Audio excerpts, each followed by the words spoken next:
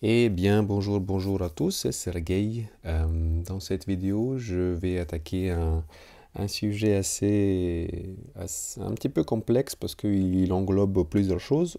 En gros, ça part du yoga dans ce sens traditionnel, originel du terme, hein, parce que là, souvent, le yoga est perçu plus comme une gymnastique euh, très physique, un exercice physique. Donc, beaucoup de gens pensent que c'est une question de flexibilité. Ils regardent des photos sur Instagram ou Pinterest et ils pensent que faut être mince et jeune et une jeune fille pour pouvoir faire du yoga. Mais en fait, ça c'est juste une partie, une des 8 parties qui constituent le yoga. Et justement, j'aimerais vous présenter les autres aspects du yoga pour que vous ayez une idée de tout ce qu'elle englobe. Yoga comme concept, comme discipline, comme mode de vie. Donc il y avait un monsieur qui s'appelait Patanjali qui vivait 200 voire 300 ans après Jésus-Christ et qui a un petit peu compilé un petit peu les textes anciens et il a écrit un bouquin qu'on appelle donc les Yoga Sutras de Patanjali. C'est un petit peu la Bible d'un vrai yogi qui se respecte, hein, qui essaye de garder un petit peu un pied dans les traditions pour pouvoir expliquer un petit peu plus aux néophytes, aux débutants, que yoga, ce n'est pas juste la partie physique. Donc on va les voir une à une, toutes ces parties. Et donc, on va commencer juste en présentant un petit peu comment sont réparties les autres parties du coup. Euh, on appelle ça le Ashtanga Yoga, donc Asht qui veut dire 8. D'ailleurs, on retrouve un petit peu cette origine de sanskrit Asht dans 8, Asht, 8, qui veut dire donc 8, et Anga, qui veut dire membre, branche ou étape. Je pense que le latin l'aurait repris pour former le mot angle, comme un angle de triangle. Voilà, donc une bifurcation, quelque chose qui s'éloigne, enfin, une sorte de ramification, quoi, voilà. Euh, on va garder ça en tête. Il n'y en a pas une qui est plus importante que l'autre, même s'il y a il y a une progression dans le sens spirituel, enfin, si on regarde ça comme ça, on part du physique vers le spirituel, mais elles sont toutes importantes, hein. Euh, c'est pour ça qu'on parle de pétales. C'est pas une expression que j'ai pu trouver sur Internet francophone, mais en anglais, on parle des pétales. Voilà, donc il n'y a pas une pétale qui est plus importante, elles sont toutes équivalentes pour former donc une fleur, hein. Donc on peut parler des membres, des catégories, des lignes de conduite morale ou éthique.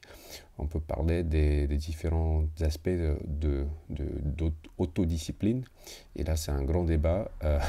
Un grand débat parce que souvent, ça n'a rien à voir, mais je partage ça quand même avec vous, hein.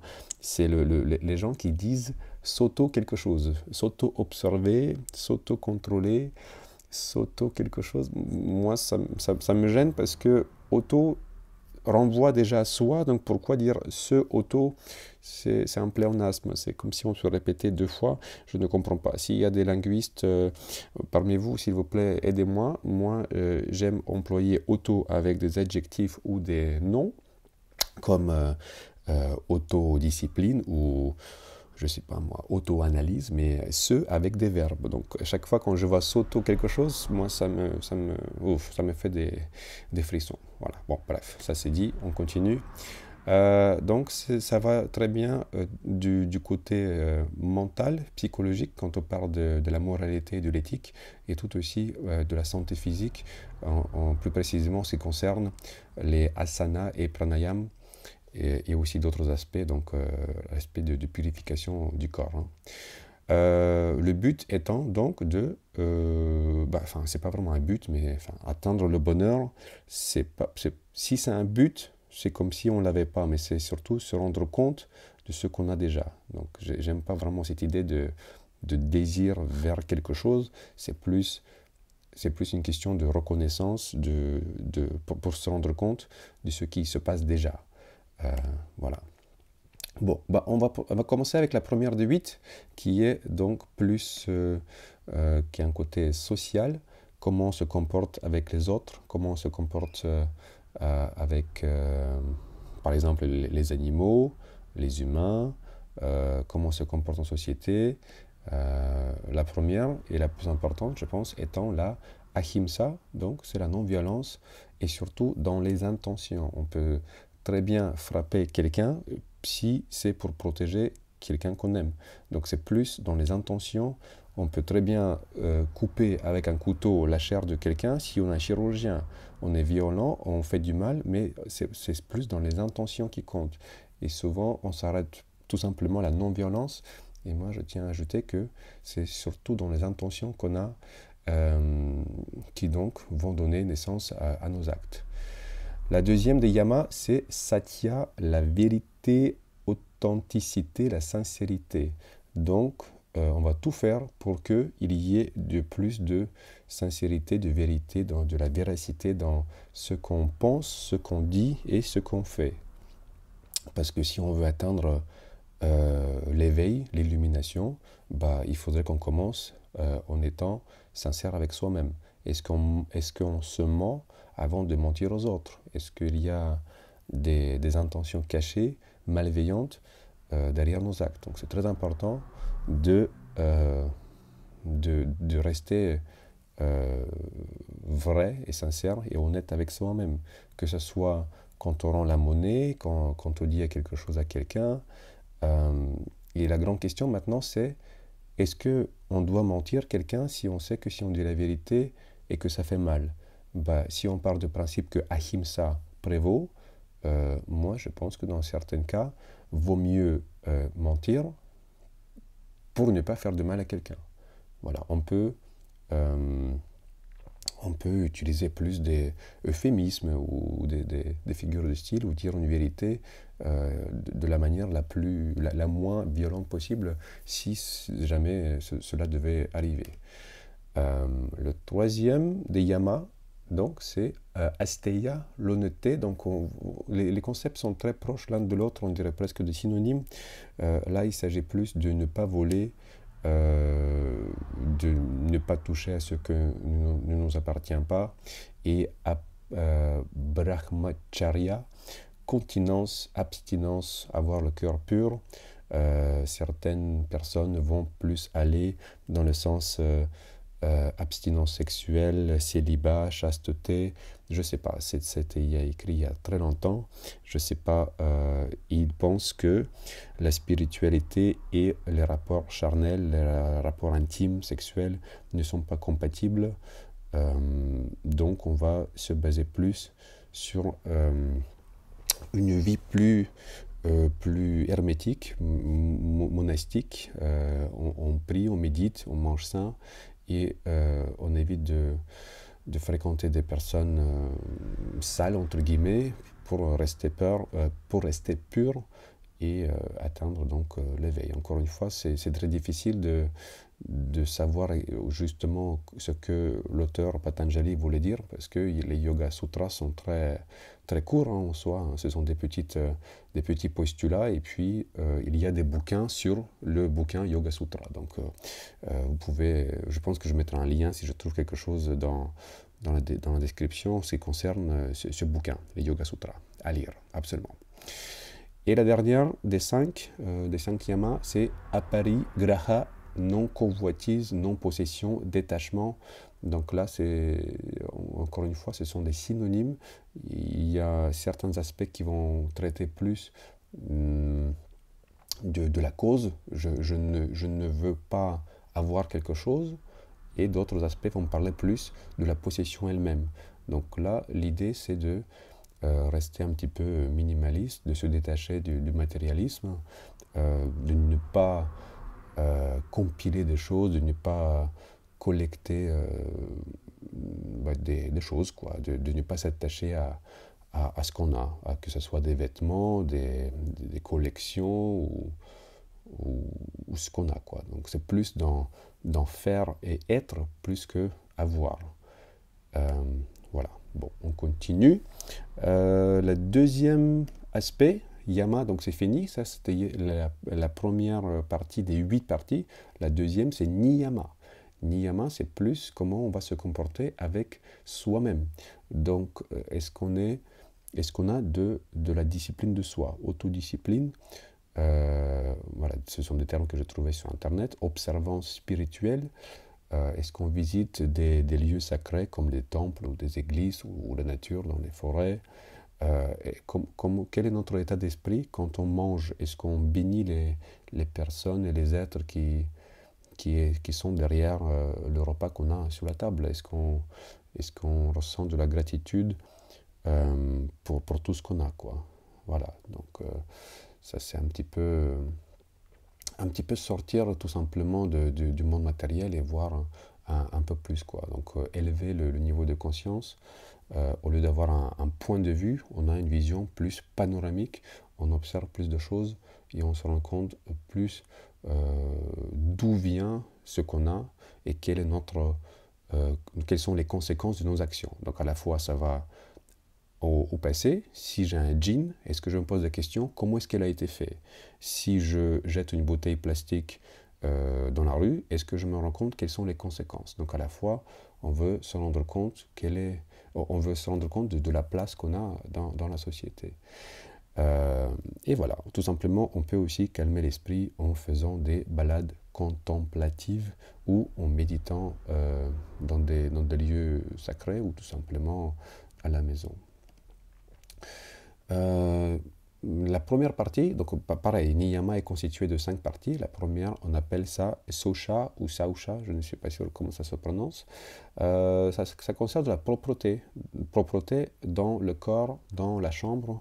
Est-ce que c'est ordonné? Est-ce que notre vie est ordonnée? Est-ce que on essaye de garder un corps pur et sain? Est-ce qu'on fait de l'exercice? Est-ce qu'on mange de la malbouffe ou est-ce qu'on essaye de manger bio et organique en veillant à ce que le moins d'êtres vivants soient torturés et tués pour nous alimenter?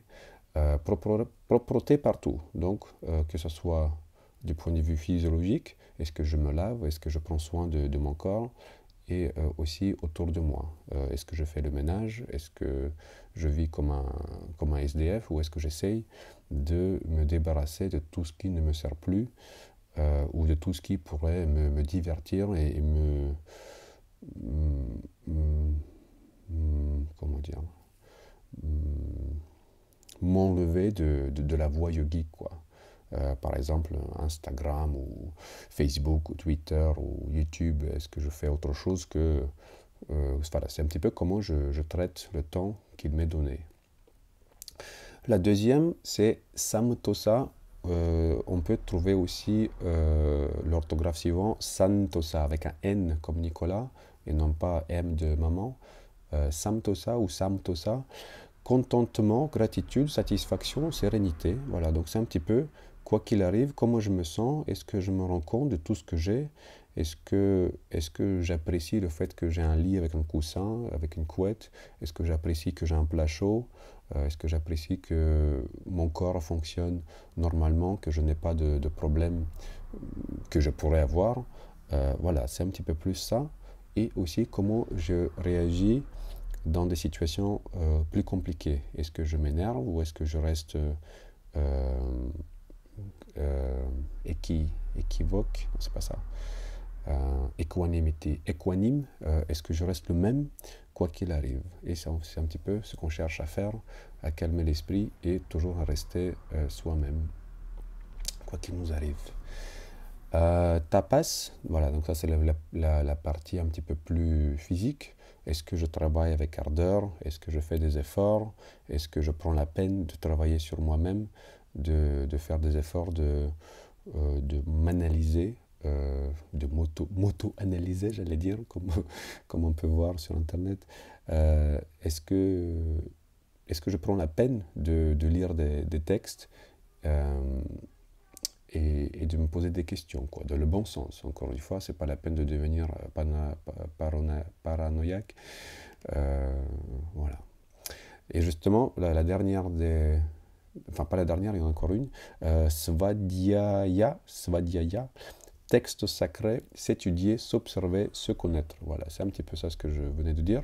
Est-ce que je prends la peine de lire des Bhagavad Gita ou Yoga Sutra ou d'autres textes qui peuvent m'aider à continuer sur la voie spirituelle, ou est-ce que je passe ma vie à regarder des posts d'autres personnes qui n'ont pas beaucoup de valeur ajoutée euh, à ce que je fais.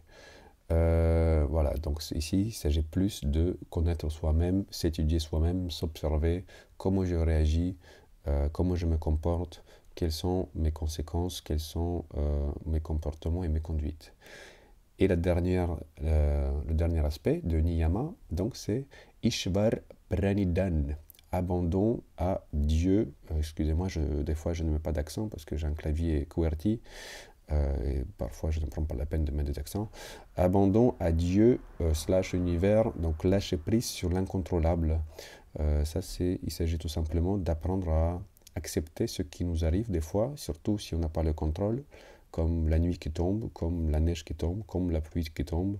Il y a des événements qui nous arrivent, des fois on peut perdre des êtres chers, ou alors ne pas avoir ce qu'on espérait. Et tout simplement, c'est de dire, moi je fais des actions et les fruits de mes actions m'importent peu, c'est plus les actions que je fais qui comptent. Voilà, j'essaye, et puis c'est à Dieu / univers de juger, quoi, je veux dire. Je fais ce que je peux et je continue. Si ça vient, tant mieux. Si ça ne vient pas, je ne m'attriste pas et je ne m'attarde pas dessus. Et je prends vraiment avec des pincettes le mot Dieu parce qu'il y a beaucoup de gens qui peuvent tout de suite aller dans les sectes, dans l'aspect des religions. Ici, c'est juste Dieu comme une entité supérieure, comme un univers, enfin on peut appeler ça différemment. Il s'agit juste de comprendre qu'il y a plus que ce monde physique qui nous entoure. Voilà. Ok. Troisième partie, donc on a fini avec Yama et Niyama. Ça, c'est les plus connus, les asanas, donc on prononce pas de la dernière A. Beaucoup de gens pensent que yoga, c'est que ça. Effectivement, c'est ce que la société d'aujourd'hui essaye de nous faire penser. Ce sont des postures, des exercices, des enchaînements. Le plus fameux enchaînement étant la salutation au soleil. Il s'agit donc de canaliser, de faire circuler l'énergie. On travaille sur l'assouplissement de son corps et en travaillant sur ses muscles, voilà, pour rester en bonne santé, pour que le corps puisse retrouver toute sa liberté, toute son élasticité, et pour que l'esprit se sente bien dedans. Voilà, donc retrouver la stabilité physique, émotionnelle et mentale, et aussi considérer son corps comme le temple de l'esprit. Donc ce qu'on veut, c'est avoir un corps sain, pur, en bonne santé, pour que l'esprit puisse se manifester et s'exprimer librement à travers ce corps. Et voilà, donc à travers les asanas, on va développer des caractéristiques comme la discipline et la concentration, faire une seule chose à la fois, rester dans une pause, la tenir. Et si on lit les Yoga Sutras de Patanjali, alors de tête, je pense qu'il a dit que asanam stiram sukham asanam, quelque chose comme ça. Il voulait dire que asana, c'est le confort dans l'immobilité. Donc ce qu'on veut faire, c'est garder l'immobilité une fois la pause prise et aussi se sentir bien dedans. Voilà, vous pouvez donc lire ces Yoga Sutras quelque part. Encore une fois, je regarderai si je trouve un petit lien sur Amazon ou quelque chose. On continue. Le quatrième partie, donc la quatrième pétale, la quatrième branche, le quatrième membre, c'est pranayam. Pranayam, ce sont des exercices de respiration. C'est ce qu'on cherche, c'est à contrôler la respiration. On va inspirer et expirer de manière différentes tout simplement. Soit ça va être plus court, plus long, donc on va allonger la respiration, ou au contraire avoir une respiration un petit peu plus palpitante, plus accélérée, plus rythmique, en fonction de ce qu'on veut faire. Est-ce qu'on veut se relâcher, ou au contraire devenir un peu plus dynamique, énergiser un petit peu son être. Voilà, donc il y a deux principaux canaux énergétiques, Ida et Pingala. Ida, c'est pour se relâcher, c'est le système nerveux parasympathique, pour plutôt rester calme, immobile. Et Pingala, au contraire, pour s'éveiller, pour éveiller ce feu intérieur et faire des choses dans la vie. Qu'est-ce que j'ai mis encore? Extension consciente du souffle vital. Voilà, c'est justement ça. Pranayam, il est dit que un vrai yogi, il sait combien de souffle il lui est donné. Donc, à un moment donné, il arrivera à une sorte de compréhension, de réalisation, comme s'il avait une batterie et il savait le pourcentage qui diminue peu à peu de cette batterie. Donc, il sait quand il va mourir. Et ce qu'on veut, c'est justement respirer le plus calmement, le plus lentement possible pour allonger sa vie. Donc du coup, ça revient à parler de la longévité et à la maîtrise du corps. À travers le souffle, on arrive aussi à influencer sur nos pensées, sur nos émotions, sur nos sensations. C'est très visible, par exemple, quand on prend une douche froide, dès que l'eau froide commence à tomber sur nous, on continue à respirer calmement, et on voit que l'effet n'est pas le même que si on respirait en haletant l'air ou en respirant rapidement, quoi. Voilà, donc ce qu'on cherche, c'est de ralentir un petit peu le passage de l'énergie à travers notre corps pour paraître plus jeune et vivre plus longtemps. Pranayam. Cinquième de tête, oui, je pense que c'est cinquième, Pratyahar. Là, il s'agit plus de se retirer des stimuli et des distractions extérieures. Ouh là là, c'est automatique là. Ok, donc ce qu'on veut chercher, c'est soit ne pas avoir des stimuli extérieurs. Donc c'est pour ça que les gens allaient dans des caves, c'est pour ça que les gens méditaient dans l'obscurité, pour ne pas avoir des stimuli autour de soi, qu'ils soient visuels ou auditifs ou autres, hein, et au contraire se concentrer sur une seule chose, mais ça serait le slide suivant. Donc on va essayer à chercher à ne pas réagir à nos sens, à nos désirs. Attendez, hop, détachement de nos sens, prendre du recul de nos envies. Voilà, donc c'est plus de la proprioception que de la perception. On va chercher à ne plus interagir avec le monde extérieur, mais pour un moment donné, juste essayer juste de sentir sa conscience, et c'est tout. Ne pas réagir, soit en ne percevant pas un son, ou alors si on le perçoit, ne pas y réagir. Voilà. Est-ce que ça va apparaître? Oui. Alors, qu'est-ce que ça nous dit? Attention vers l'intérieur. Voilà. Auto-observation, proprioception, propre nature. Voilà. Donc, on va prendre juste un petit moment en fermant la porte ou les portes de nos sens. On en a 5. Et chercher à voir ce qui reste comme attention, comme objet de concentration à voir. Pratyahar.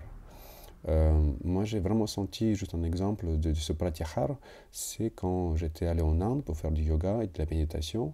Je pouvais être très facilement irrité par des voitures qui klaxonnent, ou des gens ou des vaches qui passent, et peu à peu, en fonction, au fur et à mesure, en faisant du yoga et en méditant, cela a beaucoup moins d'impact sur nous. On n'y réagit pas, on les laisse être, et ça n'a pas d'impact. Et je pense que c'est une très bonne qualité à avoir, que de ne pas justement réagir, juste à rester neutre aux personnes, aux phénomènes autour de nous. Et la dernière, est-ce qu'elle va apparaître? Qu'est-ce que ça donne? Ah, bah, je pense que c'était tout. Dharana, donc là, ça doit être la sixième pétale, sixième branche. Ce qu'on cherchait à faire, c'est de se concentrer de manière continue et exclusive sur un seul objet de méditation déterminé, que ce soit notre propre souffle, la propre respiration, qui est là, qu'on en soit conscient ou pas, elle est toujours là, la respiration, que ce soit une flamme d'une bougie, ça devient la pratique méditative qu'on appelle Trataka. D'ailleurs, je fais une vidéo dessus aussi. Que ce soit la visualisation, ou, enfin, le fait de regarder un mandala, donc ce sont des figures géométriques, concentriques, donc une sorte de cercle dans un cercle ou autre, hein, ou alors un son, des bija mantras comme Om, Nam, Lam, Vam, Ram, Yam, Ham. Ça peut être juste une mantra qu'on récite, par exemple. Je sais pas moi, Om Namah Shivaya, Om Namah Shivaya, Om Namah Shivaya, quelque chose comme ça. Ou alors une sensation dans le nez, des picotements dans le nez, ou la sensation de gravité qui nous tire vers le bas. Voilà, tout ce qu'on veut chercher à faire, c'est de essayer de se concentrer sur une seule chose. C'est une méditation qui est encore active et avec des efforts. Donc le plus souvent, si je regarde une bougie, ma concentration va venir et repartir sur autre chose et je la replace sur la bougie. Et elle repart sur autre chose, je la replace sur la bougie. C'est un petit peu l'image que j'ai. J'aime beaucoup le vélo, alors c'est comme si je pédalais. À chaque fois, le fait de pédaler est une action physique, consciente, volontaire de ma part, répétitive. Voilà. Et le fait. Et la deuxième partie, après Dharana, c'est Dhyan. Et là, justement, il s'agit plus de la méditation passive sans effort. C'est comme si je pédalais suffisamment fort, suffisamment longtemps, et maintenant je me déplace sans pédaler, juste à force de l'inertie, de la vitesse que j'aurais pris, et je me laisse glisser, je me laisse aller, alors que j'ai rien à faire, mais la méditation est là, j'ai pas d'effort. C'est comme si vous avez une tasse de café, vous mélangiez le lait ou le sucre, hein, et une fois que vous enlevez la cuillère, bah, il y a toujours ce petit tourbillon dans la tasse, ça continue à tourner même si on ne fait rien. C'est un petit peu l'effet de Dharana. Dhyan, c'est un petit peu l'effet de Dharana. Ce qu'on peut juste faire, c'est de contempler ce qui nous arrive, qu'il y ait qu'il n'y ait pas de pensée ou peu de pensée. Voilà. Donc c'est un état très très proche. Ça, c'est le septième pétale. Donc on est presque arrivé à Samadhi, qui est la prochaine étape. Donc ça, il faut pratiquer beaucoup de méditation. Enfin, je dis ça, je suis loin de là, hein. Je suis un pratiquant, je fais ce que je peux, avec des hauts et des bas. Mais dans un état de dhyan, par exemple, après avoir médité ne serait-ce 10 minutes, bah, on peut sentir qu'on est très présent de ce qui nous arrive, et on n'a pas de désir, on n'a pas de pensée, on n'a pas de peur, pas d'anxiété, on est juste là et on est bien, quoi. Voilà.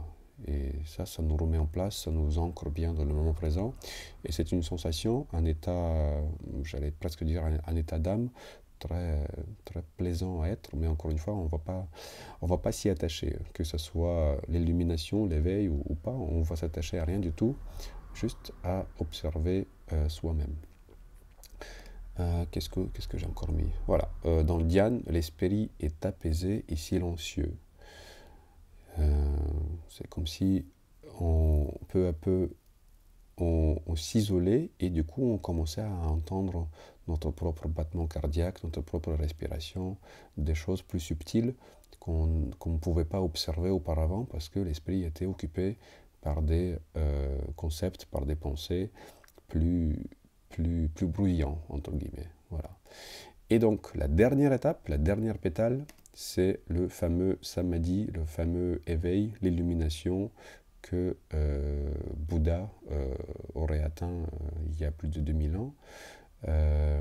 Dans ce cas-là, on parle de la transcendance, de la dissolution de l'ego individuel, du moi-je, Je ne me considère plus comme isolé, comme séparé, comme divisé d'autres mondes, mais au contraire, ma conscience va en dehors de soi-même. Voilà, littéralement extase, donc en dehors de soi-même.